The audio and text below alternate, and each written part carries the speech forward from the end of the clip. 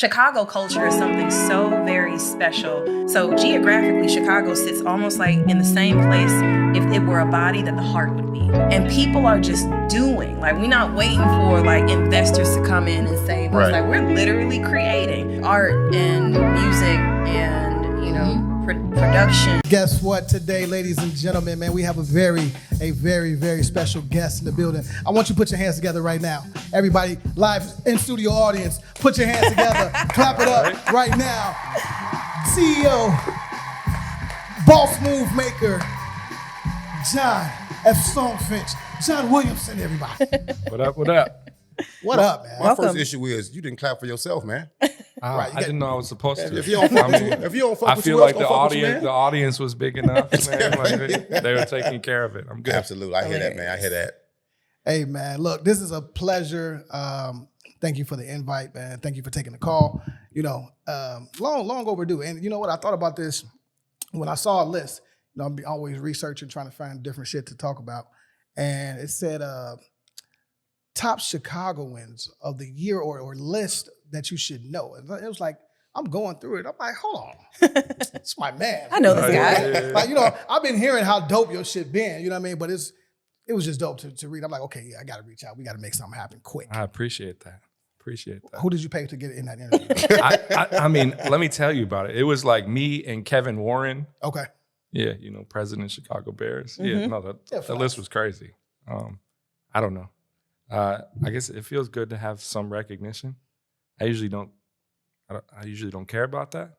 You know, I sit behind the scenes, grind, make things happen. But I'm moving into this transition, trying to be like the face of the franchise kind of deal. And it's you know, it comes with its challenges, but I'm feeling it. I'm living it. Yeah, man. So if y'all don't know, we are in a beautiful space. You know, I'm not gonna give up the location. Y'all got to Google that if you want. But it will send you off. Yeah, it'll be the wrong place, just like me. But you know, I mean, the whole building is crazy. I would venture to say at least, I don't know what, 40,000, 30,000 square feet in here. So, yeah, something like that. It's a beautiful space. Yeah. Thank you. And location, it's pretty good location too, man, because if the streets are fucked up, you can jump on the E-way. Right. But in Chicago, sometimes both are fucked up. Oh, yeah. You just got to deal with it and get where you're going, you know? I like because it's kind of open right here. Like, because as you move, I don't know what direction I'm going. That way. North. Yeah, thank you. Thank you. It gets really congested. So when I started coming back towards the expressway, I was like, oh, this is nice. All right. Yeah, it's good business, man. Definitely good business, bro. Well, we like to start with, you know, basically find out how everyone's week was. People tend to care. I don't think they actually do. So I'm gonna start with you and ask you, how was your week as a boss and head CEO of Songfinch? How was my week? Man, this shit has been a roller coaster, to be completely honest. The week started Monday morning with a quarterly board meeting. Fun. Yeah. Oh, it was loads of fun, let me tell you. Here's the thing about board meetings, though. Like, when you're winning, like everything becomes easy. Right. When you're kind of hitting the wall or you're down on that roller coaster, those things become really difficult. And we so happen to be on the upswing right now, so it went well. Okay. But week started like that, and then we're like neck deep in Valentine's Day orders right now. So yeah, it's been a good week. It's been one of those weeks where I refresh the Stripe dashboard every 5 minutes and see what's going down. Dope. I love. What about you, Abasi? Right. What we got in your week? Week was cool, man. It was nice and smooth. Getting back to the groove of working out, staying fit. I made a choice this week to rid my house of hard alcohol, hard liquor. You drank it all first? This is how I'm gonna do it. That's what's gonna happen, you know. And then you come up in here and I break I know, out the man. I mini know. bar. Damn. But when I say rid my house, I mean this. Once the bottles I have are gone, Then you're done. I'm done. Okay. It'll be nothing but maybe wine and maybe seltzers. You know, Okay. if y'all consider wine hard liquor, I just don't. Not wino, just wine. I know somebody who does. And then, you know, they say once you have a passion for something, you stop doing it, you get back, and once you get back to it, it's like riding a bike. Let me tell y'all, that's not true. That's not true at all. I was working out at the LA Fitness on Roosevelt and Canal. Yeah. The gym was empty. I look in the peak there, ain't nobody finna see me look like a scrub. I got too much work in these streets. I go in the gym, I pick a ball up, I put the camera on record. I missed everything from everywhere on the fucking court. Yeah. I look good doing it.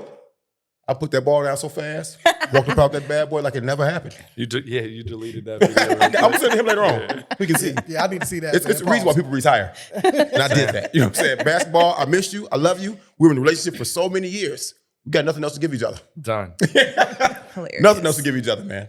It was Feel great. that. Kels, actually, Kels, you know what? Not even your week. Can we just go with the last hour? Oh shit. Hey man, it was a struggle to get here. Shout out to everybody who helped me get here. But my week was good. Teaching at Loyola has been great. I tried to give, I had this goal of reading all of these hip hop autobiographies, and I'm on Wyclef's. But I tried to go back to Ja Rule's Unruly. Yeah, I'm done. I can't do it. Wait, hold on. What does Wyclef talk about?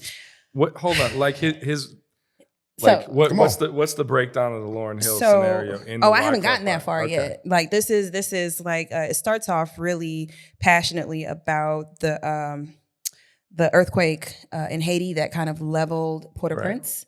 Yep. And the reality of him being Haitian American and what that effort looked like and how he was using hip hop to get some of the youth off of the street and turn their attention to more positivity. So things I didn't know. So that's just like the intro in chapter 1. A really dense read. It's like 1,400 pages. Now, mind you, it's on Kindle. So, but other than that, You got to hit the audiobook though, because On the real, yeah, on the real. Wyclef probably reads it. it didn't Like come in audio version. any autobiographies I consume, it's always audio. Man, And the best ones are the ones where They they read it. actually read their own. Yeah. you can't tell Like the when people Matthew go slow. McConaughey joint. Okay, I'm Like, putting that oh on my my list. God. Okay. Yeah. He got a book. Oh, it's crazy, man. Oh, that's going on my It's list. crazy. I can't get over, what's it, Time to Kill. All right. You have the I audiobook? can't get over it. No, just the movie. Oh, I like, can't get who over it. reads Like, that? I was off him since then. I'm like, okay, man. So you associate the characters in the movie with He the absolutely person. But that's how you know he Yeah. did a good job. That's how you know he did. Right, Last right. we talked about it last week. That's how you know he did a good job. That's a really Yeah. good job with it. And these cologne commercials, he try to sell you this cologne that will definitely stay on He your got nose for like 3 Cadillac weeks. too. He got Cadillac. Right. Matthew McConaughey? Right. Yeah, you got to, yeah. Was it Lincoln? Lincoln. You're Lincoln. right. I'm Lincoln. sorry. Yeah. My Yeah. bad. Hilarious. They're Look at kind that. of they're kind of the same thing. Though. Low-key. Well, yeah, low key. Both I can't afford. Yeah. Yeah, you're right. Well, speaking of affording, Are you drowning in credit card debt? Do you have unsecured loans that you are struggling to pay? Is your credit utilization close to being maxed out? Are you making on-time monthly payments and your balances are not decreasing? Is your credit tanking? Do you feel like you will never get out of debt? Are you working just to pay the credit card bills? Are you losing sleep because of your debt? Call a certified debt consultant. Did you know paying off credit cards with a personal loan is like switching seats on the Titanic? The end result is the same. The ship will sink. If your goal has been to pay off your debt, but it's been hard to make any real progress on your own, you're trying to keep everything current, but doing so each month leaves you with very little money left over. Contact us today, Certified Debt Consultant. As soon as you enroll, you could see an immediate increase in your available cash each month. Program benefits include no more interest, no prepayment penalties, one low monthly payment, significantly reduce what you owe, resolve your debt in as little as 24 to 48 months. Our program is designed to help you free up cash each month, decrease the overall amount you owe, and reduce the time it takes to pay down your debt. Call us today. Don't slip past this, bro. Somehow, me and my cousin, we just two modest, humble individuals, trying to come up in the world and be great. I walk in today. Now, did you notice their feet? Huh? Look at their feet. Oh, right. I yeah. wasn't going to say nothing. Yeah, no, this was on purpose. Y'all are I'm twinning. tired of this, man. Last week was something else. I told you I know some really cool people that are really friends. You know what I I'm saying? mean, the odds of this happening though, like I'm gonna tell, like I have a problem and it's sneakers. Like literally. And yeah, I have a room of sneakers, and it's probably like 300 pairs of sneakers, and I just so happen to put these on. Bro. And you're They're rocking the same one. Twinsies. The black hoodie, the gray pants, to the shoes. Bro, y'all can't tell me y'all We've did not talk always to each had a other. sneaker problem. This is what it is. You got the same line, the same lack of eyebrows going on. Oh, Yeah. Lord. Oh, she got Got him. She's Shots here now. fired. I'm She's here. here now. Okay. All right. Wake up, people. She's here. All right. It took her an hour and a half to Oh, get here, boy. but she's here. Okay. Oh my goodness. Hey man, but my week was great, man. Thanks for asking, man. You guys are great. Damn. No one cares about mine. We love you. But How was your week though? oh man, it was great, man. I had a very powerful meeting yesterday that is probably going to change our lives, to be honest with you. Kudos, bro. I've heard that before from guys. You do the work. No, I mean, It's gonna change your life for the worse. from a few guys.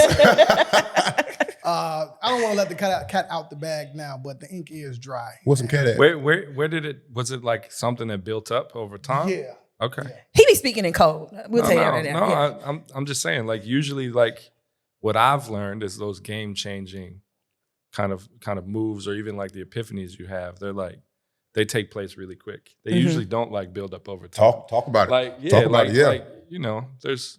So I've worked on deals for like a year at a time, and those are never turn out to be the good ones. It's the things that okay, kind of fall upon you, and you're like, man, let's just go. let's move. Let's just make it happen. So it's been in my mind since inception, right? mind. Yeah. But to your point, it did happen like Yeah. yeah. But you was ready for it. for sure. Always be prepared. And you probably already seen these things. Like, I did, bro. I did. Man, the truly great builders, I feel like, work in reverse. It's like you already see all these things. You already know that they're all there, and then your actions are just like, you know, working in reverse to get to that place that your mind already is. You know. Yeah, I mean, and then even coming here, like it just further inspires me and motivates me to keep going. There's some shit I want to talk to you about off mic, you know what I mean? But man, look, when I see a lot of the movers and shakers in Chicago, which is why this podcast is thriving the way it is, because we talk to the people that you should know. And it's again, man, there's so much that I could say, and I'm at a loss for words right now just because, I mean, we took a tour to the space in here, and it's everything, Beautiful space. everything that you Oh, need I missed that. to create. You know, yeah, you missed Beautiful it. candy bowls. I Beautiful always candy do bowls, bro. that. You said candy bowls. Beautiful candy bowls. What's in your pocket? You know, I ate it all. and I hope if I ever need a job, I don't know what you're paying your customer service people, but I'm a little overqualified for that. Could you imagine Amon as a doorman here? Damn. Got a rap to get in. Damn. He started in customer service. Now you said he's a doorman. Right, let's see. You know what I'm saying? Like, Damn. come on, man. I got a whole degree out here, man. Fuck out of here. Yeah. I got work in these streets, man. But let's talk about Songfinch, man. Like, where did the idea spawn from? Do we want to say what it is? Yeah, let's say what it is. Let's say what it is. Okay. Yeah. So we do personalized music direct to consumer. So most of it is like, I don't know, 90+% of use case is for gifts. So it's to, you know, have this highly emotive experience with a loved one. Shout out emotive. Yeah. That's 9. That's 9. I ain't gonna give him 10. That's 9. I'm definitely a 10, though. No, I'm 9. Look, you deserve a little hate. We had a good board meeting this week. Let me give you a little hate, man. You know what I'm saying? keep you motivated. Yeah. I mean, if these are 10s, I'm trying to hit like a 12. I feel you.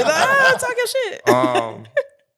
Yeah, so we create these songs. So customers come to us, they tell their stories of how they met so and so, basically insights into relationships, and we pair them with an artist, and that artist writes and records a song from scratch and delivers it for these emotive experiences. That's wonderful and creative. I want an emotive experience. How did you come up with the name? That's the idea. It's like, I think at the beginning, when we first created it, it was like, oh, we do personalized music. And people were like, fuck is personalized music? One, like, what is that? And two, like, once I know what it is, like, why do I want that? Why do I want an artist that I've never heard of to like create a song for my girl? So like, no, for real. So like, that was the first like literally 4 years of this business, is like selling it like that and trying to convince people of like, you know, the power of music. And then it wasn't until literally 4 years in where it was like, man, this is not personalized music. That's not what we're selling. Really what we're selling is like, again, this emotive experience, and music just happens to be the vehicle to best deliver that experience, right? And that was the unlock. That's like, you go from, you know, this total addressable market of people who want personalized music being like something small or niche, to something that is, I always say the audience for what we're doing is anybody with a soul. Like this idea of like, everyone has relationships, and utilizing music to like strengthen those relationships, or utilizing music as like a time machine to go back and relive these particular moments. Like, anybody and everybody can use that. So it's a matter of, you know, I getting mean, you people to got understand. birthdays, you got anniversaries, you got Valentine's Day coming up. right? So there's always someone that's gonna fucking do something special. Yeah, so like even those are like obligative moments, right? Like you as an individual, you're like, it's anniversary, I gotta get something. Like we need to, I need to surprise so and so. But I think even more so, it's more like evergreen than that. Like it's really about relationships. It's about like, you know, having this like experience with a parent or a sibling or a child or a significant other. Right. And like, yeah, those occasions are important because that like gives you the opportunity to spend X amount of dollars. But really it's about like, I mean, when's the last time you surprised a significant other? You know, it's like no better time than today. I'll So, be like, the cat that come through and use y'all services for a greater glory, like a divorce. Oh, dude, we've done breakup songs. Come on now. Like, Can you imagine like, you know, somebody playing a song for you and you think like your relationship's great, and at the end they're like, get the fuck out. Like, I mean, we've done That's dozens. petty on All another in my level. bag right there. Oh, we've done so many of those. It's gonna come with flowers too. I need a Spotify playlist of that. Flowers. But I can imagine like it's also deeply personal, right? Because it pushes somebody to like craft like moments of memories. Oh my God. And then be able to tell the story so that somebody can pick up what you're putting down. Yeah, I mean, you know, like being able to tell these stories, being able to share all these details, like it's therapeutic in a way, right? Like that's what we saw at first. Like, I mean, before we like limited character count and stuff on these stories, like people were like, they were using the service as like a therapist. They were like telling any and everything. Yeah. So then like artist then takes that information and like turns it into something poetic, right? Like you can tell stories about how you met your significant other when you were a host at Bennigan's downtown, and like you can tell these like these stories with depth, and then an artist will take that and kind of craft it into something poetic that has replay value. That's beautiful. Now, as a startup, how were you able to get artists to join the service in the process? I mean, this is startup 5 for me. And Facts. So I've been building companies in like, let's call it the intersection of music and tech for 24 years. Started as an engineer, then I ran a record label, and then each of these significant startups that I've created have all been built around like a big kind of outlandish idea of like where the music industry is going. So like in 2004, I was managing a handful of artists, and the majority of the money that the artists that I was managing were making was coming from like sync. So taking music and putting it in TV shows, commercials, video games. Yeah, that's where a lot of money is at, actually. Yeah. So this is 2004. This is still like really early in this idea of like brands partnering with independent musicians. So like my take was, hey, the future of music is going to be brands supplementing dollars from labels and publishers, and like brands are going to use their media spend to break artists, and like this is this kind of really interesting and exciting relationship that's going to take place. And I think at that point in time, in telling that story, the majority of people, like artists, were like, hey, partnering with brands is still selling out. And the majority of brands are basically like, what benefit do we get from partnering with an unknown artist? So obviously over time, like we built out a marketplace to connect all of the independent artists, all of the brands. Ended up selling that company to Coca-Cola in 2011. Nice. But like that entire buildup, you know, it was kind of like way before its time, and then eventually like that big theory proving true. And I think the same thing is going on with Songfinch right now. Like we started Songfinch at the end of 2016, and the big theory was the future of the music industry, or the future of like consumerism and fandom in the music industry, is about active participation. It's not about like passive like purchase and passive fandom. It's going to be about, you know, putting your fingerprint on the end result of music. Like everybody being a creator, the line between a creator and a consumer getting completely blurred. And that's kind of what we've been building for the last several years, is this idea of like train the consumer to tell stories, to build a narrative, to be vulnerable, essentially be songwriters without even knowing that they're Don't know writing they can do it. songs. And then on the other side, this artist community, you're teaching them write songs from like third person perspective rather than your own experience.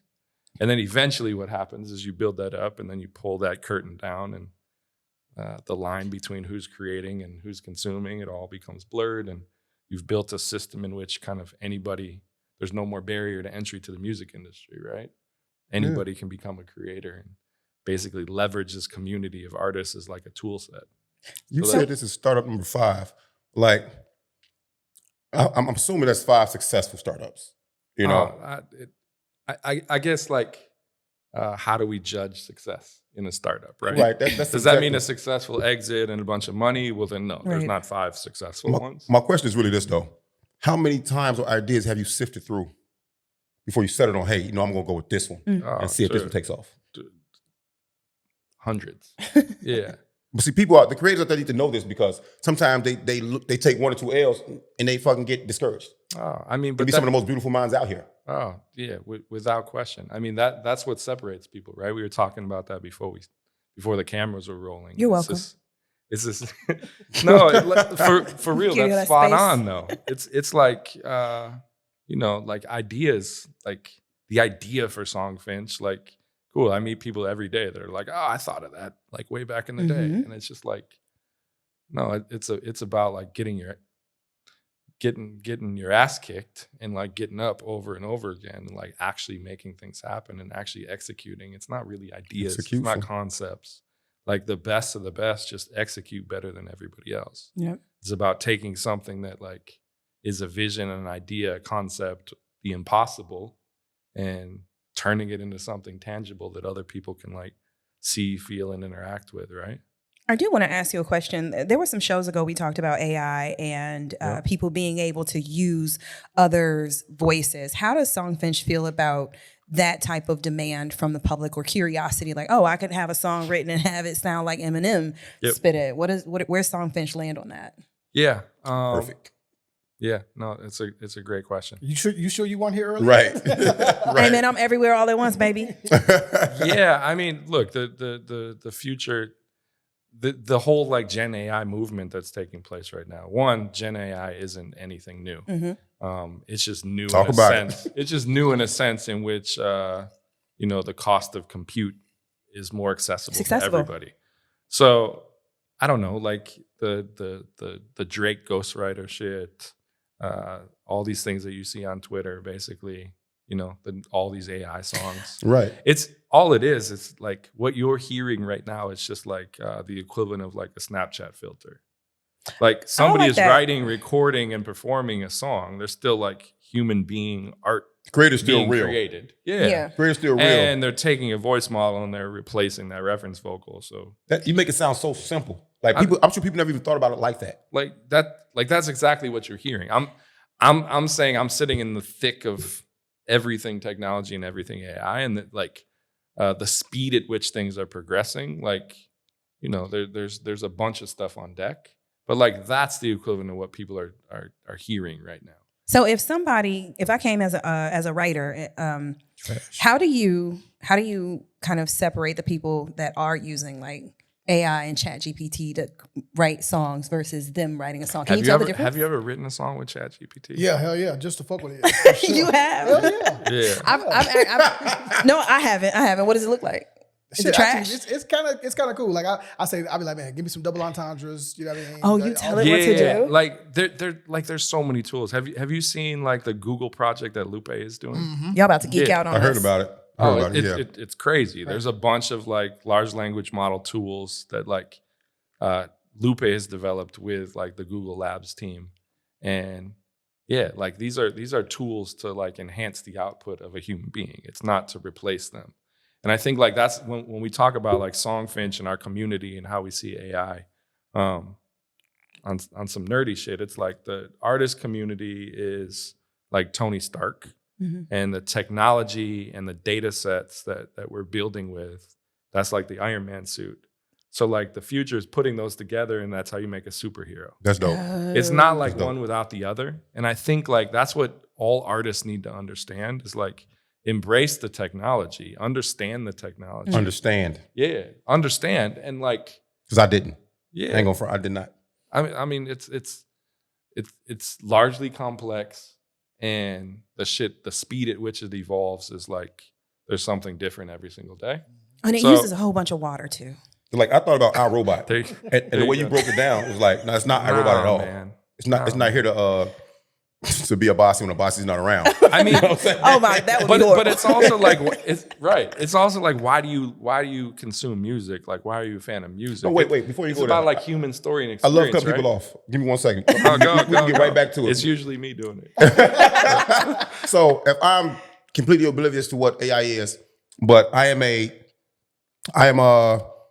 say a donor, sponsor, and I got a bunch of money to give away, and I need you to sell me on what AI is. How can you make me comfortable with giving my money and investing to this AI project, an AI project? I mean, this is everybody's using like the buzz term AI. And Right. Every single product you consume now is like, oh, AI this, AI that. AI right now. Yeah, of course. Like all we're really talking about is like large data sets being arranged a particular way, and like think about like, all right, think about it like this. Think about your brain as a human being. You can only comprehend so much information and hold on and learn from so much information. But like think about like you as an artist, you as a creative. Like maybe you grew up listening to Michael Jackson. Facts. Maybe you consume like you think Kendrick Lamar is a great artist. Like Facts. you're consuming all of these things, and the consumption of those things and your love of those things like is reflected in the art that you create. Okay, let's Like just making a say- playlist.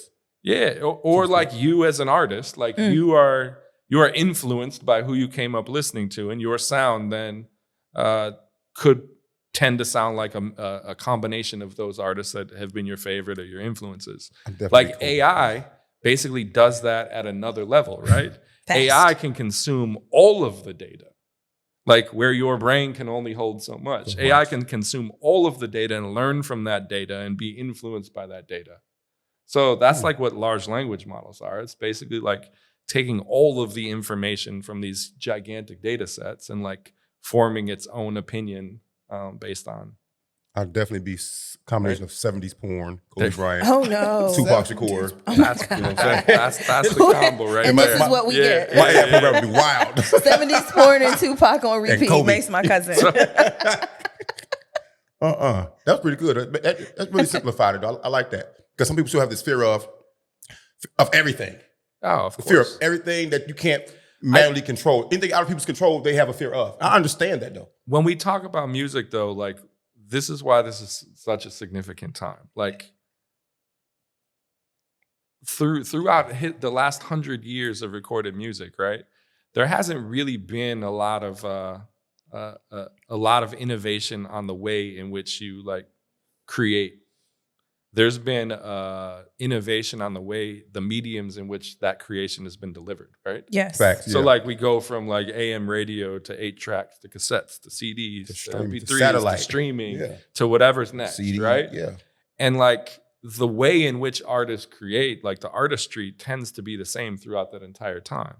Outside of like the gear, gear and the cost to create becomes cheaper. But like, artists are still, putting out 12 to 15 song albums every 12 to 18 months. Like it's still going through this like same process. And I think AI and generative AI, it's changing up the method in which you create or can create for the first time since I've been alive, which is like bringing this new mix to the table. It's like, again, eliminating barrier to entry to be a creative. Now, like, we're probably 2 years away from like the only thing stopping you from like being a musician is imagination.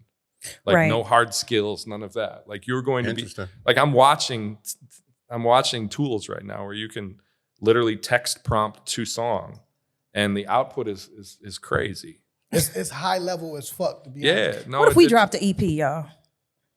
I'm with it. I'm definitely saying on that. Motherfucker. I've been saying for 3 years. Let's get to it. But like everyone, like, man, the best thing you can do as an artist is like, again, understand it. Understand. Right. Understand how these tools work, learn these tools. We are at like phase 0 on all of this. And then like, if I told you like, hey, like rewind in time and talk to you about like the App Store, like the day that the iPhone comes out or a year before the iPhone comes out. And I'm like, yo, you can create these apps. There's going to be this App Store, all these things. And like, you were up on that. Man. Like everybody, yeah, like what could you do, right? Like the same thing is happening now. Like the where AI is like phase 0 of that's the only thing that's comparable. And I think this is like a 10x that. Jump in, bro. So no, here's a question, right?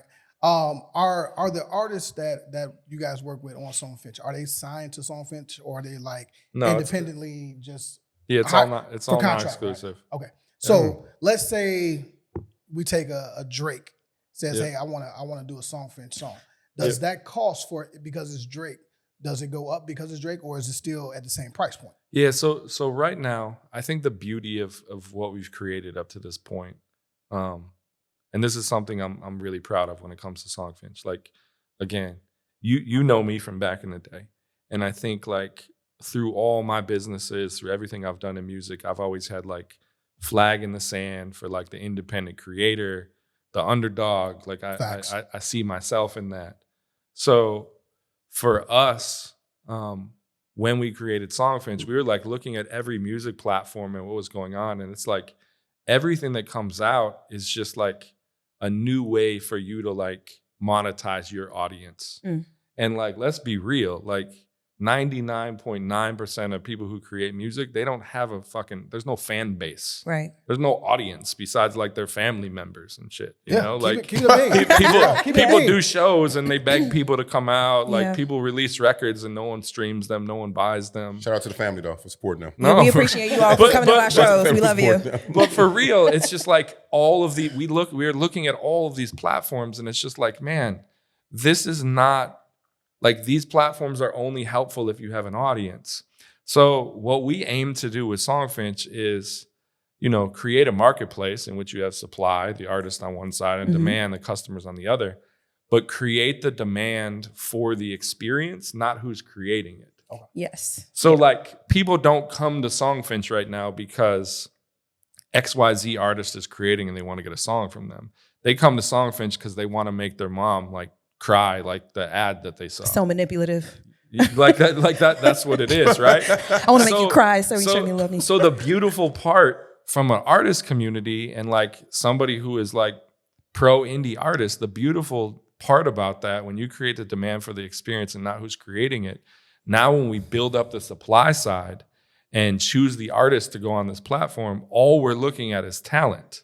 Like I don't give a shit how many followers you have on social. I don't care about career accomplishments. How well can you take how well can you take these stories and create something that hits somebody in the chest? And I actually prefer you to be like a full-time barista with a dream of being a musician. And then like on day 90 with Songfinch, you're making $30,000 a month and no one's ever heard of you.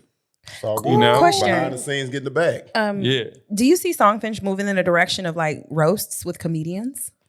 I mean, people, the cool part about like what we've done is the consumer gets smarter and smarter over time. Like the more they get to know about the platform, like at the beginning, it's like, hey, get a song for your anniversary, and everybody buys songs for an anniversary. Now, like the consumers are teaching us new ways to utilize the service, right?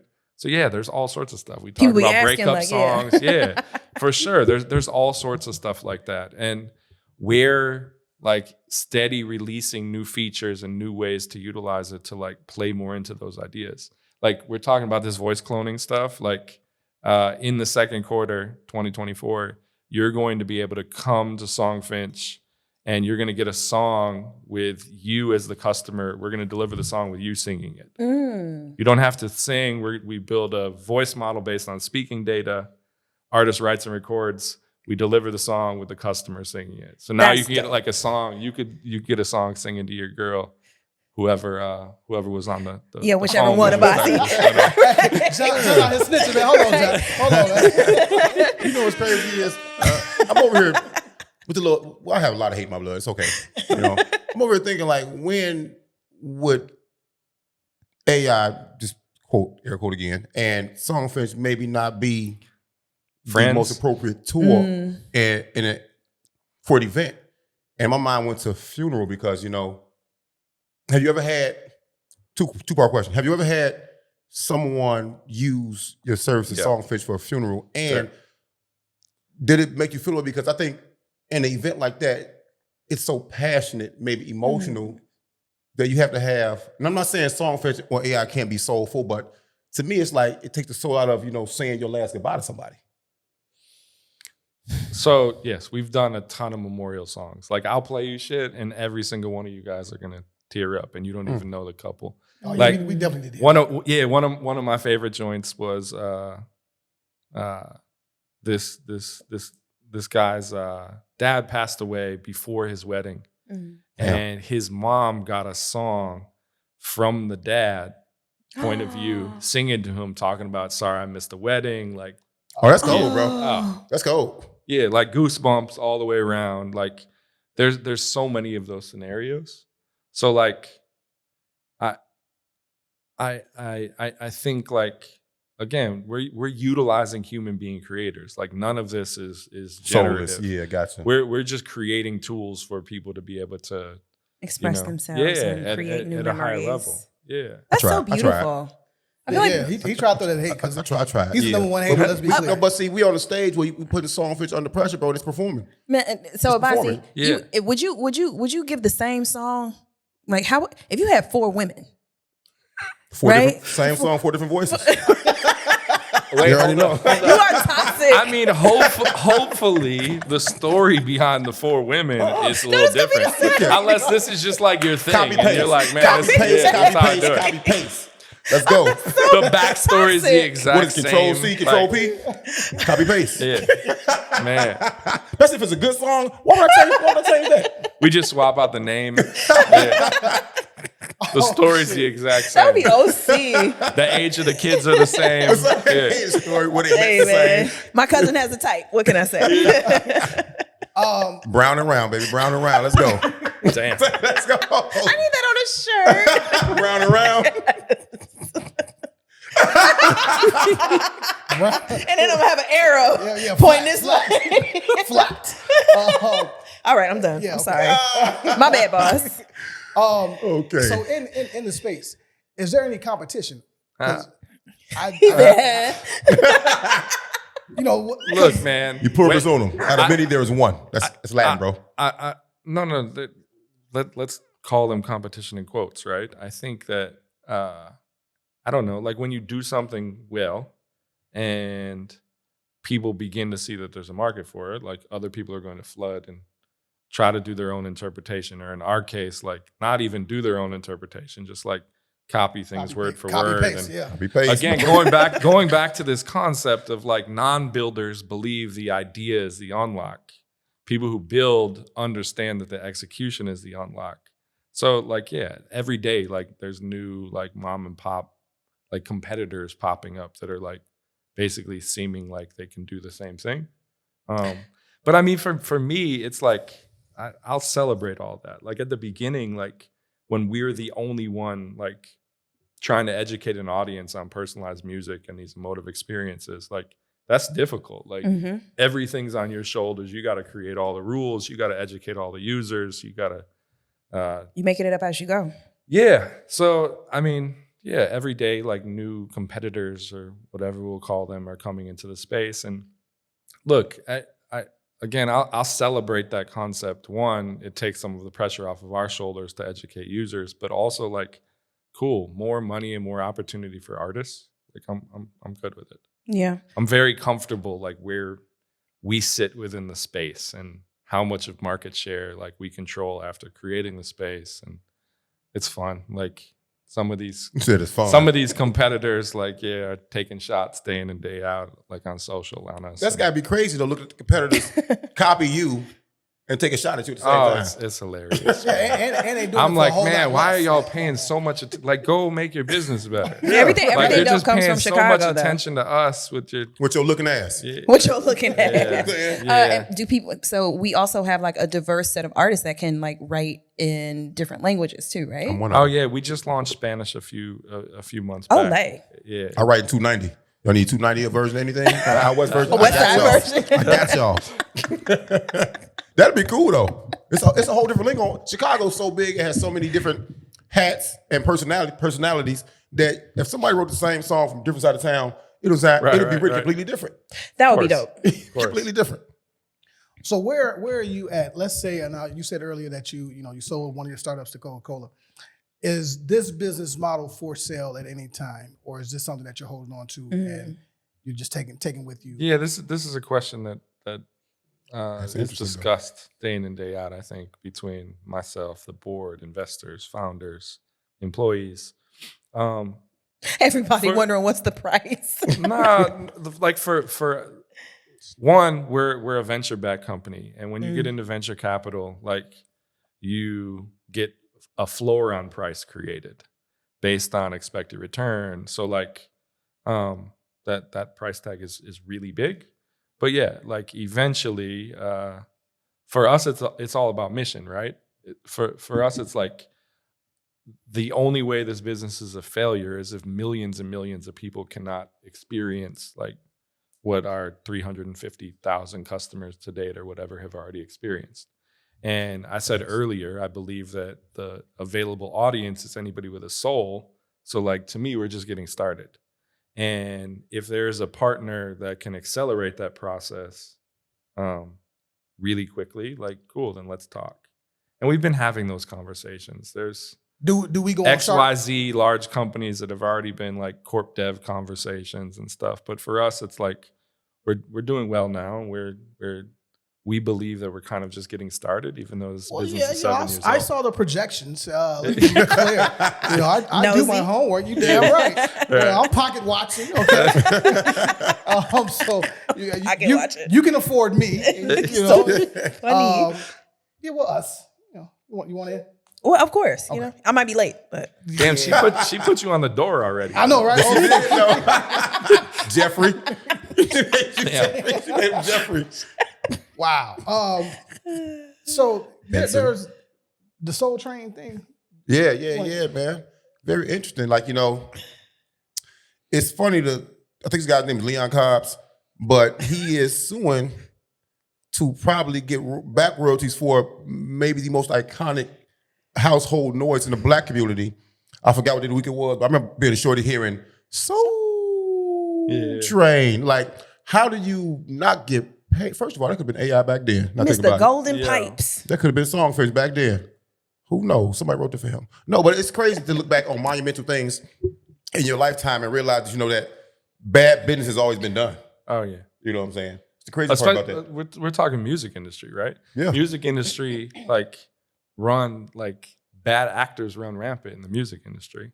And this is why we've created this cyclical That's five. Definitely Over five. here with a whole look, vocabulary. we've created this world in which an artist is always feeling like they're about to get fucked in a situation. Facts. Right.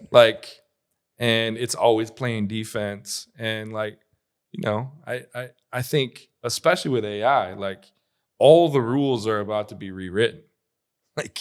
There's no copyright law. Even prior to this, you own your image and likeness, but this idea of ownership on voice and these kinds of things, there's going to be Supreme Court ruling that sets the table for how this is going to work, and that is going to be unbelievably monumental to how fast this stuff moves in what direction. I've only heard people taking care of their voice financially in one way. I think it was Michael Buffer. Right. He got his voice insured. And I'm looking I didn't dude, know that's you could do crazy. that. That's smart though. But Buddy wants $75,000. $75,000. Yeah, Joe Cobb. He's from the crib. Yeah. That's it. Yeah. Well, he, and I That's a lot I back couldn't in the day, stop though. giggling saying Golden Pipe. Whoa. Damn. And it was Cobbs, Mr. Golden Pipes, Wait. Random. But that's his name. That's a high school nickname. Go the golden pipe. I'll be in the DMs, you know. But he was saying that, you know, like BET reached out to him to use his voice, and he said for $1,000, and he said no, and they used it anyway. And you know, he just wants his money. He sells popcorn now. You know, like 75 is not a lot. Like going back to like building these models, like the way that a Drake, like let's use Drake because that's the Drake and the Weeknd song was the one that was cracking. Okay, I'm lost. I don't know what that is. There was an AI that was created. Yeah, there was a Drake and Weeknd song that was Drake created. Weeknd song out now, and it wasn't them. But it was crazy. Like it was probably like a better Drake. It was a good song. Yeah. Tremendous. No. Did they make their own AI song? No. Somebody like wrote and recorded a song in their style and used the voice like a voice filter. The voice filter. That Snapchat relationship But like, that's great though. But great. look, but Makes here's the thing. It's like the way you create, let's say this Drake voice filter. Like the way that you create that is you have to take Drake material, songs, and train a model. Like the model listens to it over and over and over and over again. But the thing is, the material that you're training that model on is owned by writers and publishers and people who own master, people who own the publishing side. So there's like dozens and dozens or hundreds or thousands of owners in the material that is being used to train a model. So like the big question and the thing that like there's tons of lawsuits going on and like there's not an answer yet. But the question is like, the output of that model, do all the people who own the material to train that model, do they have a piece of the model? Yeah. And I think that there's two ways to look at it, right? Like the first way is like, of course, there's these like pre-recorded songs. You couldn't have got the output of this model without these. Right. I contributed to this, so I need a part of everything that comes out. And the other way to look at it is the way that we were talking about is like, really, it's just a sophisticated like brain that's being influenced and learning from all these things the same way that any creator is influenced by musicians and creates new music. So if you can't hold a human responsible for collecting and listening and being influenced, then you can't hold them responsible for using a tool to really do the same thing. But to just do it at a capacity that a human brain never could, right? Go ahead. Yeah, I just think like that's going to be the big question. Like the way that the courts are going to land on a decision around that for the first time is probably going to set like a crazy precedent. And if it's set on the first one, it's definitely going to limit innovation. If that precedent is set around the second idea, basically like all of this is fair use. And it's over with there, yeah. Oh man. We're running amok out here. But this takes us back to an episode we had. I don't know which number because we've done so many episodes. And there was a question on the run-up show. He came up with it. It was, can AI be creative? And I said no, because it's being fed information. I forgot what you said. I think you said yeah. I definitely say yes. You said yeah. I'm not sure if you were on yet. Oh no, I was there. You was here? No, that was at Snickerville 88. Yeah, Okay, we got into it. Yeah, that was a good show too, though. Go back and watch that shit. All right. My slip back was whack. And first of all, everybody coming to buy shoes was crazy, but It was crazy. it was good. The big garbage can hoop with shoes was also out of control, but it was pretty cool. So he had a cool setup in there, man. You know, and 6'3" is still not a good height. Let's not do that, okay? It's not a good height. It's not a. If you could pick a height. Look how random he is. Height. You got to.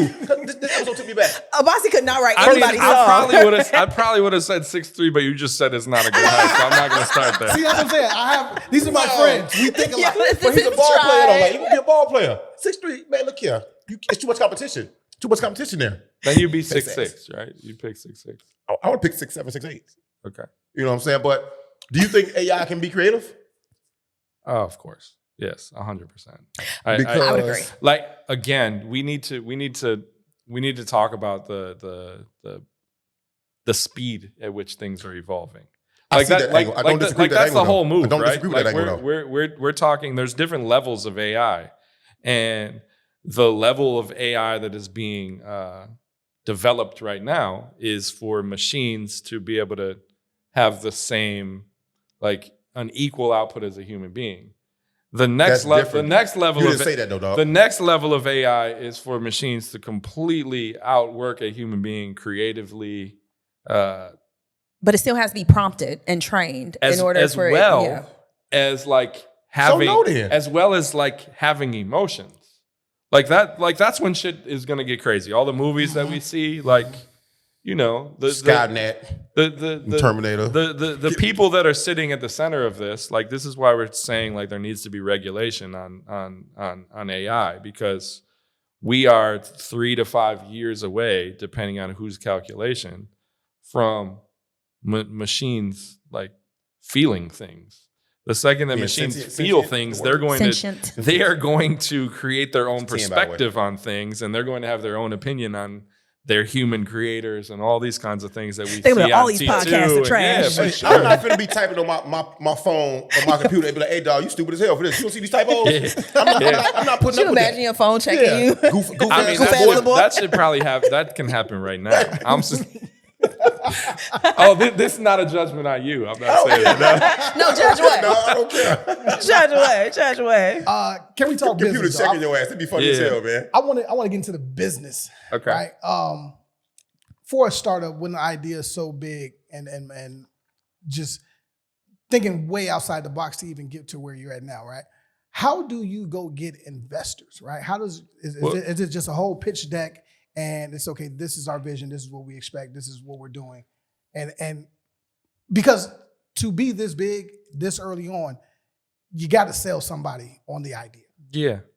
Yeah. The first thing I feel like I can talk about on here, and I don't like kind of talk about these things on social, is like I'm always entertained, man, when I see people are like, oh, Bezos, like he got the startup money from like his parents or something. Like, give me $300,000. I'm like, motherfucker, you're gonna build Amazon? Right. Like, this is this idea. More than the money, goddamn it. This is this concept of like, oh, it's just the resources, or it's just the idea. Mm-hmm. Like 99% of startups fail, and these companies aren't even considered startups unless there's some sort of funding. Like, millions and millions and billions of dollars are put into businesses to start businesses, and those businesses fail. So like, just getting some money to start a business, like, I'll challenge all these people that like, challenge privilege and everything online, basically saying like, oh, so-and-so got money to start it. So-and-so got $100,000. So-and-so got $2 million. Like, executing and like putting that money to work Execution is a skill Execution. like that most people cannot do. So like I've learned the venture capital route over the years. You know, like first several businesses were all like bootstrapped. It's like, if you're not making $2, if you're not making $1 for every 50 cents you put in, like, it's not going to work, right? You're doing it for and I think like that teaches you basic business principles. But the reality is, like, when you come up with new concepts and new ideas, speed matters. So you can't like I don't believe I could have like bootstrapped a concept like a Songfinch. Like, to this day, like, we're still not profitable. Like, we're still burning dollars to create growth, right? So, you know, the marketplace that we did all the sync licensing, that we started in 2007, 2008, that's the first business where we actually like took in money from outsiders. And it usually, I think that time it started with like a couple different angels, basically like high net individuals, and selling them on a vision, selling them an idea, getting a check written, and then proving some things and building it from there. So the fact that you said that you're still not profitable is beyond me, because someone from the outside looking in, you're looking at 350,000 customers and growing, and projections this year at 75 million. I would question, how aren't you profitable? Is it because the initial startup and how long it took you to get here? You know, you got to look at like unit economics of acquiring customers and lifetime value of those customers.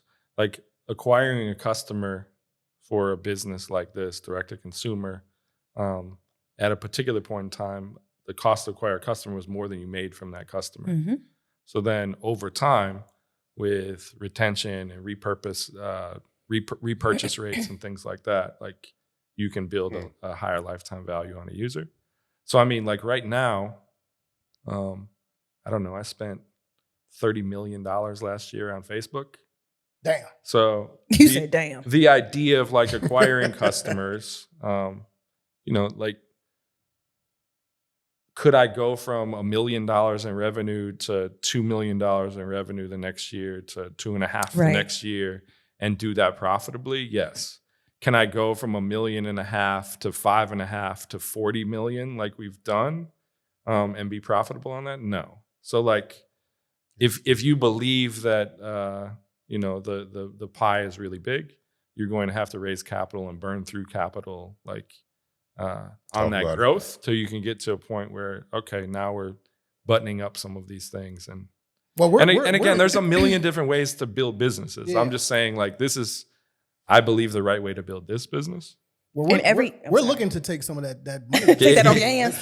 Help you out a little bit. Yeah, for sure. Like, I feel like one of the industries that really, you know, can take advantage of this type of information is the cannabis sector, which I kind of work in. It's very hard to. You said I kind of work in. Like I smoke here and there. Yeah, yeah. So I've seen people kind of enter without understanding, like, yo, you can't bank this. It's very hard to get a return on your investment. It's decriminalized, but you know, here at the state, but illegal at the federal level. So it's hard to convince investors about, you know, the trajectory of your business or being able to secure a location or, you know, insurance. It's like all over the place. And I feel like what you shared, you know, kind of helps people wrap their mind around that you do have to understand the market and what is available and how it is that you can be profitable and also what you can be profitable at. Like, you can't sell everything. Oh, right. It might feel really good. And like, yeah, I want to do this. And this is like passionate for me, but that's not what people are going to buy. Yeah. I mean, for like, it comes down to focus a lot. Like I've seen, you know, I invest in other startups too. And the fastest way to like failure is like a lack of focus. And it's like, hey, we can sell this, we can sell this, we can sell this. And like, you get to a point in which you're just not doing anything really well. You're doing a bunch of things average or below average. So like for us, like I've sold the same thing for 7 years. It's basically a $200 product with a bunch of like additional like merchandising on top of it that you deliver in 7 days. Like that's what it is. It becomes really easy for a consumer to tell somebody else about it. So that's been our approach. This year is finally the year in which like we're going to add some additional products to the mix, but just because we feel like we've gotten to that point where it's like, all right, now it isn't a lack of focus. It actually is strategic. A very formidable voice in the rap industry dropped a really good album called Everybody Can Go. Benny the Butcher, shout out to you, man. That's a motto that can be placed upon several walks of life and business ventures. So when you first envisioned Songfinch, I'm imagining there was a team, you know, possibly a team with you. Now, how do you manage the relationships and people's feelings and the business at the same time? Because everybody's not going to see what you see. Yep. And you can explain it like you talk to a fourth grader. They won't see it and fall off, you know what I'm saying? Like, and business is cutthroat, it's doggy dog. You know, how do you manage the three aforementioned things and still stay focused? Yeah. So first, Songfinch is me and 3 other founders. So there's 4 of us. Okay. 2 of them, one of them is my brother. So I've shout out, bro. Known for a long period of time, right? And another one I've been a partner with in multiple businesses up to this point. So it's, you know, it's creating those relationships and creating that trust. And I think probably most important, like understanding the role within that. I guess a better question would be then, if you guys had to shop the idea around. Yeah. Some people are on board at first and then they fall off. Yeah. I mean, or like no one believes. Like, I like we've raised a bunch of money for this business, and to raise that money, we've taken hundreds and hundreds of meetings and pitched this thing a dozen different ways to try to get somebody to understand it. And I mean, Man, I could tell you some stories. Sleep is nice, bro. Sleep is nice. I have a list, man. I definitely have a list, like a legit, like physical list. That Did you all probably write a has song for your almost haters? 200 people on it, and it's like, oh, this is the list that when we do exit this business, each one of them will get a song on some That's wish what you, they- on some wish you were here shit. Like, hey, remember this? Oh yeah. Yeah. The petty playlist. Oh no, I operate with the biggest chip in the world on my shoulder. That's like good, that, though. that fuels me. I put all of That's those the on Spotify so the the world shit, can man. hear it. That's the rapper in you. You know what Oh, I'm saying? dude. Yeah, I already know. Can you outspot him? I don't bring most of that to the surface, but like no, that fuels me every day. Like I see love, why y'all friends. I've gotten to like I love the no's. Like give Yeah. me the no. Like that the no's more valuable than the yes would agree. 9 times out of 10. Because you can see people and put them where they need to be. Oh my gosh. You know what I'm saying? yeah. Facts. It's crazy when and you just need. It's not like you need anybody, but that first person is like, I believe you and I got you. Oh, like without question. it's everything. Because when I was starting Full Fest, and I'm talking about Shout out to Full Fest. 5 years, you know, I'm bringing people to the site. I'm telling people what I want to do, and people are just saying, no, it's not possible. You need this, you need that, and I got so low. I'm like, man, one more person. I hit up Oh, on you mine. just got to keep going. And yeah, you know, but I got to that point where it was discouraging and I started to question because it was just me, you know, like you're like, Yeah. is this a good idea? Because you're not quite sure. Am I holding on to something because it matters to me, right? Or is this just a pathway to something that is, you know, going to be more prosperous and profitable? And I'm happy that I talked to him and he was like, nah, you got this, you could do this. And I'm like, I bet. And that's really all I needed. No, it's definitely about belief. And by no means am I saying like every idea is an idea or a concept that like you need to keep going on. Right. Like there's plenty of things that like, oh, cool. Like I should probably stop here. Let that go. I should figure this out and maybe like pivot or come up with a new concept because this one isn't going to go. But it's more so from like actual real life learning rather than somebody's outside opinion of your shit. Right. Like, you know, like at first, like investor pitches, like I would get discouraged when somebody would be like, no, never, this isn't going to work. But then like when you start to think about it, you're like, man, I'm living this and you just listen to me for 30 minutes. Right. Like who knows more? Right. And then like you start to say like, all right, this is about articulation.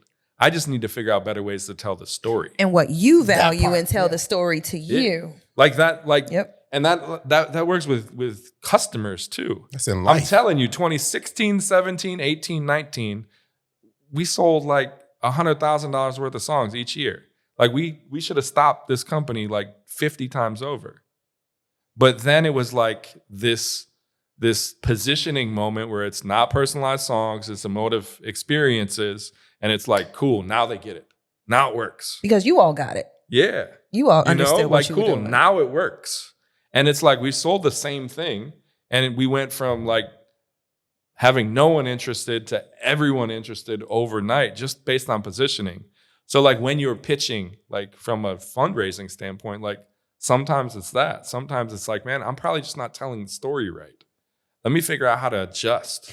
Let me tell the story based on the audience rather than like who I am. And so that's You know? also for your artists, right? Because that's what you're It's for helping them do, it's right? for life. But Songfinch has to do it so that it models how the artists need to do it. So my question is, do you help, you know, the artists kind of stay in tune with being balanced and learning how to take stories and turn it? you Oh know? yeah. No, like this is not, so one, the artist community that we have, we accept less than 1% of applicants. How many applicants are there? So there is an application. I couldn't just say I want to fucking be on. I can song. sing. I can I mean, write. I would probably hook you up and I'll put you with the right person or whatever. But yeah, no, like there is a huge backlog of artists. Like there are some really strict requirements. And then like there is a process to like you're handheld like through artist development till you get to this point Artist where, development. wow. where we feel It's feel missing comfortable. nowadays. Like we To don't let you- have to do any of that stuff, right? I think it's in this ethos or this DNA of us of like wanting to empower the independent bro. creator, right? I love So how it's- you even speak about it. Like you're very poetic. Thanks. Yeah, I can tell you're a writer. I'm learning. I feel like I can. Yeah, be comfortable. Yeah. COVID birthed a lot of new behaviors in people. You know, how was COVID to y'all? Well, Very coincidentally, like that is when we took off. I knew it. I fucking knew it. But it wasn't. I knew it. But look, there's a lot of like creator marketplaces and things that like took off during COVID, and then post COVID, like fucking went down, right? Like Boeing. Sorry, but you ain't deserve that straight Boeing. No, like us. Fix that in post. we got attention during COVID, and that's why like maybe musicians that wouldn't take this serious before, like, hey, I'm in the crib now. I need something to create. I can't go sing to my boo. I'm not going out. Right. Yeah, Come on now. yeah. I'll sing to your boo too. So, so we had that, but then like that just like again was the introduction, and then post COVID, it was this accelerated growth. Come on now. Come on. Shout out to COVID for all People the was wrong looking reasons. for anything to buy online. COVID did some things. It did though. Talk about it. Yeah, I mean, look, Online shopping went up. Songfinch took off. Come on now. The corner combo was created. Come on now. Talk about it. I'll tell you, it created a particular perspective from like an employee point of view, where there's. Do tell. I think let's talk about like a very particular segment of people, like maybe people who graduated college in 2020 or 2021, in which the first time they entered the workforce is within like COVID restrictions. There was no COVID workforce, guidelines. right? I mean, Inside workforce. I think that particular age person entering the workforce at that time, it may have created some unrealistic expectations of like how work is supposed to be performed. Facts. Oh yeah. Facts. Yeah. And now like in a post-COVID world, it's like a lot of companies are having trouble with this idea of like in office versus hybrid versus, and it's almost like pre-COVID it didn't exist. It reset a lot. And look, we've learned a bunch of things, right? Like, you know, like we grew and built our entire staff like during 2020, 2021 when we were fully remote. We didn't have this office space until I think February 22.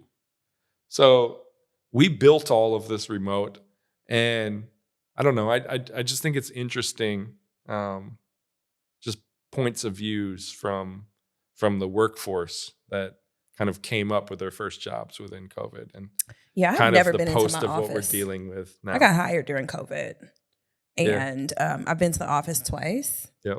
There's no need, especially if no one else is there, and if it costs me to get there in terms of like capacity to do work, and I'm outside traveling, or like the hours it takes for me to get there, I could definitely be more productive. But I do miss people. There's benefits to both. I mean, Sometimes. I think from my perspective, I'm an energy person. Like, can I be productive by myself? For sure. I can work at home and do just fine. But like being around people and having these like spontaneous concepts and ideas and bouncing shit off people, like That's the best. the best concepts and ideas aren't like held within a framework of like a 4:00 Zoom meeting. Right. It's just like our best ideas are some of us being around each other saying like, hey, what do you think about this? And again, just being spontaneous, like Living in a moment. yeah. And I think these fully remote workforces, or staffs getting together once a quarter or whatever. Again, for some businesses, it's great. For businesses that are moving really fast from a growth standpoint, I think it's extremely limiting. So for us, we're Monday and Friday work from home, Tuesday, Wednesday, Thursday in-house. And Having a dope space to come into also is, easy. Yeah, that's what I said earlier. And parking. I would not want to leave. This isn't work, right? You So just you- getting paid. So your bus down here too? Yeah. Okay. Did you say bus down? Bus down here. Okay. Damn. Oh, pause. Yeah. No Married pauses man, today? that's There's not been a- the that's pause not a pause list. at all. As a married man, sometimes you just got to do what you got to do. You got to.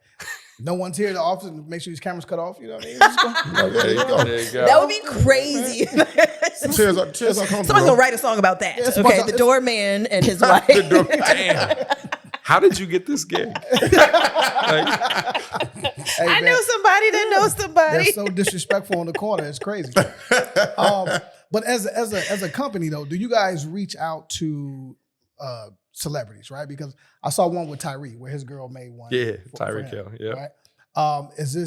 Was that something organic or is it very strategic? Okay, I need to get to him. We've done like a ton of these celebrity ones. Most of them I find out like way after the fact. Oh, really? Like somebody on our customer team will be like, "Holy shit, Sebastian Maniscalco got a song for his wife." Dope. Like, yeah, that that's continues to happen with us. Okay. And then, you know, sometimes we'll catch them, and like the Tyreek Hill one, she just sent us in that video. And she was like, "Yeah, use it, show people." Nice. Nice. Because That's sweet. I've actually used Songfinch. I was telling you earlier, and Yeah. it's very user friendly. You get to tell your story, you know, and ask the right questions. You can, for me, I did an R&B song, so I went through 4 or 5 different R&B artists just to see if I like their sound, if I like their voice, whatever. And I would love to shout him out right now.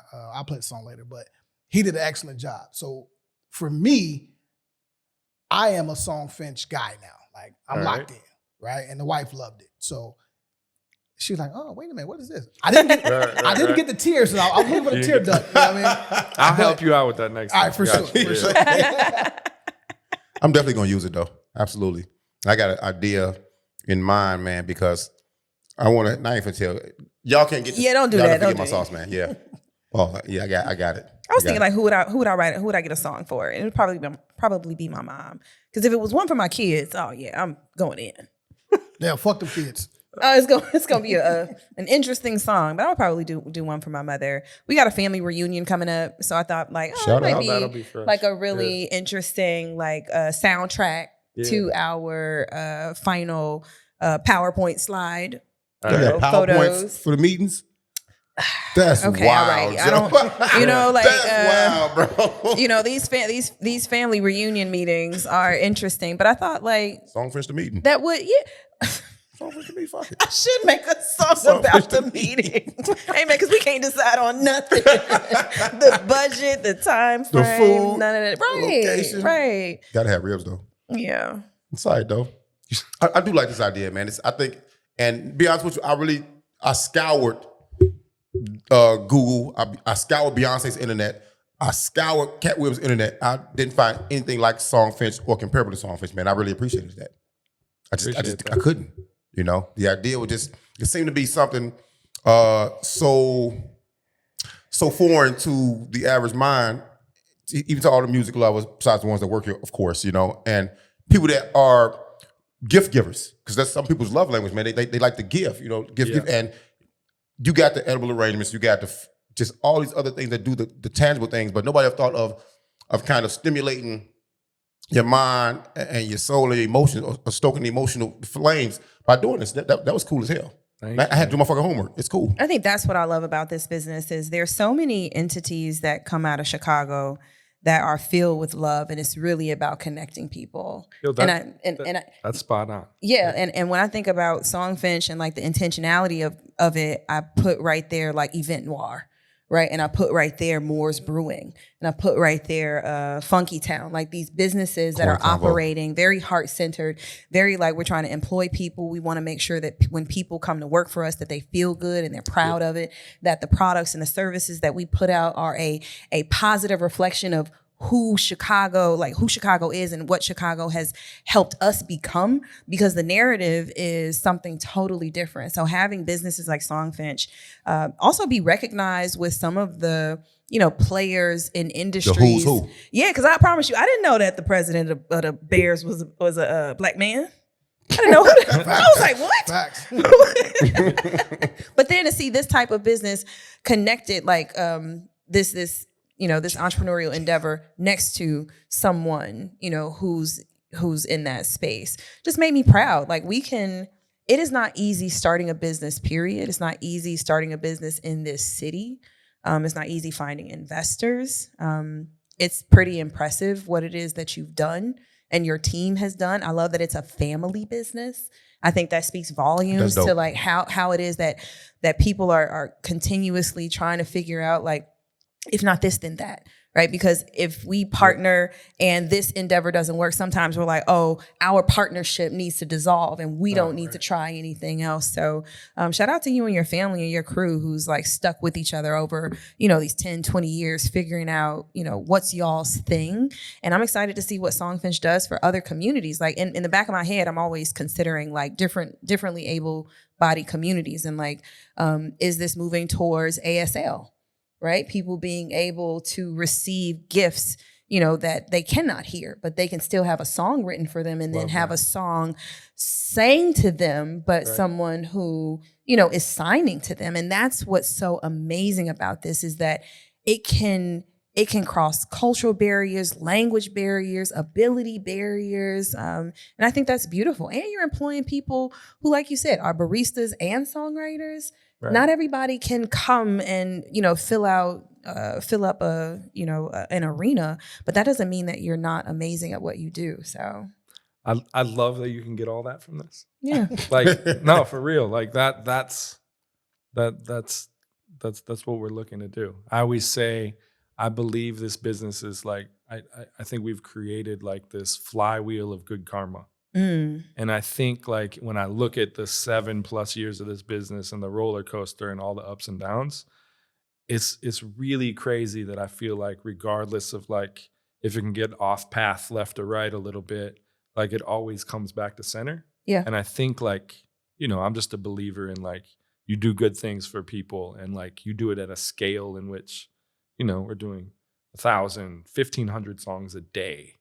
And like each of those songs like have all of this like love in it.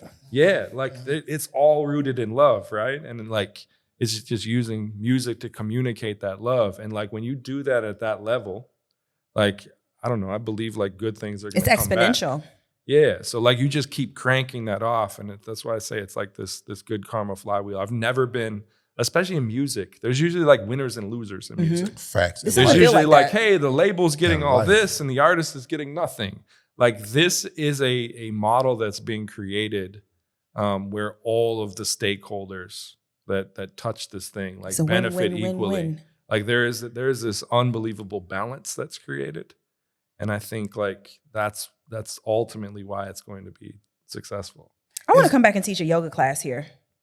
I teach yoga and meditation. I would love to do. I got a whole staff that would be into it. I would love to do that for your staff and come back here and just give them that space to kind of like, because you all do a lot for people, and that's why I asked you like, what do you do for your artists? Because I write for the paper. Writing every day is not easy. It is draining. I told you better chat GPT that shit. I know that's what you do. And I can tell when you do it. Damn. Your text messages be totally different from your emails. Crispy, don't they? Yes. Yeah, so I'll stay in tune with you for that. I think that would be a loving thing for us to give back to you. I know you all have your, decades relationships with y'all twinsies. They hating. I am. You kind of dress like the anti them. I know, right? No, black everything. Yeah. He on business today with them black Air Force. Oh, my mama. Before we get out of here, though, this space here, the floor that we're on here, it's really giving NPR vibes, right? You want to flex? Did you say NPR? Yeah, NPR. Oh, okay. Yeah. I didn't know you listened to that. The Tiny Desk shit, right? Oh, yeah. Oh, okay. Not the news. Is that something that you would be willing to do in this space? Oh, yeah. We have artists come in here and perform for the staff. And Dope. Is there room for a Songfinch podcast? For sure. Yeah, we've created some episodes here and there, like trying different ideas and concepts. But a corner Convo Songfinch podcast. What were you gonna do? I mean, right now nothing's taken off, but like, definitely open to ideas and concepts. Yeah, I'm here for it. There's a lot of stories that can come to life. Yes. Facts. Yes. I think like Humans in New York kind of vibe. Like there's, songs are created based on people's stories, but sometimes 2 or 3 verses and 3.5 minutes or whatever, like it can't even do those stories justice. No like there's so much too. depth behind like the human beings that are involved, and that's like the customers that are at the center of the story, and even like the stories of the artists that are like coming together to create. Man, because when you sit down with people, when I interview people for the paper, I'm like, you can't not be changed. crazy. You know, right? like you spend 30 minutes or an hour with this person listening to their story, and there's something that you can relate to, or there's a lesson that you learn. Even through every single day. And through all the process, the listening, the writing. We've created this really strange environment. I never thought I would say this, but like, you know, we got a staff of, I don't know, I think we're between 60 and 70 people. And like, you know, you're listening to this music that comes in every day. Customers are telling you every day that you've changed their life. Artists are saying that every day. And you like stop and begin listening to some of these things or reading some of these stories like every day. Like there's tears being shed over strangers' information. And like that's just become like a normal thing for here where like everyone is just comfortable with that. Feelings. Like, yo, check this out. Like you about to get your daily cry. Like just listen. Very different from my cousin. Like, yes, if Daily I told nap. you like I've created an environment where people cry every day, people would be like, that toxic shit. Let's go. Yeah. No, it's crazy. All right, man. Well, we're gonna wrap it up, man. But first of all, thank you. This has been great. Salute, man. Congratulations on Thank you, everything, man. thank you. This is fucking amazing. And you know, it's the Corner Convo, man. This is episode More one. candy Making Chicago bowls. look Let's go. good. You know what I mean? We out. Appreciate you guys. Peace, Thank y'all. you.